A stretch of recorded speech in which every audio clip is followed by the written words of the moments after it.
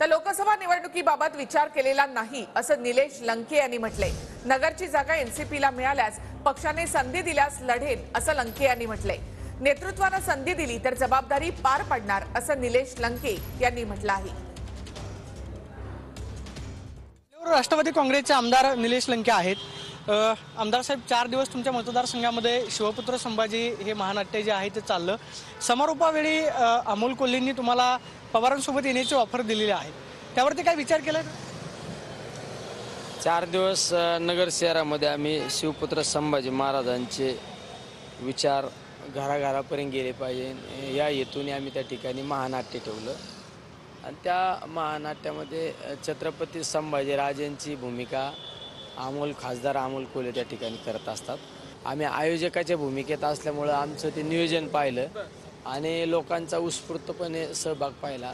म्हणजे प्रत्येक दिवशी 1 लाखापेक्षा जास्त गर्दी त्या कार्यक्रमासाठी उपस्थित होती। या सगळ्या गोष्टी पाहिल्यानंतर त्यांना पण एक वाटलं असेल बा, जर कदाचित ते राष्ट्रवादीला जागा मिळाली तर तुम्ही चांगल्या मतांनी निवडून जागा मिळाली तर पक्षाने संधी दिली तर ती स्वीकारणार मी आणि ती संधीचं निश्चित सोनं करणार। मात्र तिथं प्रतिस्पर्धी उमेदवार राधाकृष्ण विखे पाटील यांचे चिरंजीव आहेत। मग अशा सगळ्या परिस्थितीमध्ये राधाकृष्ण विखे पाटलांचं सुद्धा राजकारणामधलं मोठं घराणं आहे, जागा सोडतील असं वाटतं तुम्हाला? कसं असतं, कोणाला जागा सोडायची कोणाला नाही सोडायची हे प्रत्येक पक्षाला काही नेते असतात आणि ते त्या नेते त्या घडामोडी करत असतात।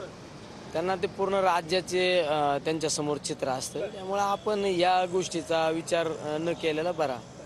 अजित पवारांनी जर संधी दिली तर तुम्ही निवडणूक लढवणार? नेतृत्वाने संधी दिली तर ती जबाबदारी पार पाडावीच लागते ना। Camera person V K Soni, Pradeep Kapse, TV9 Marathi.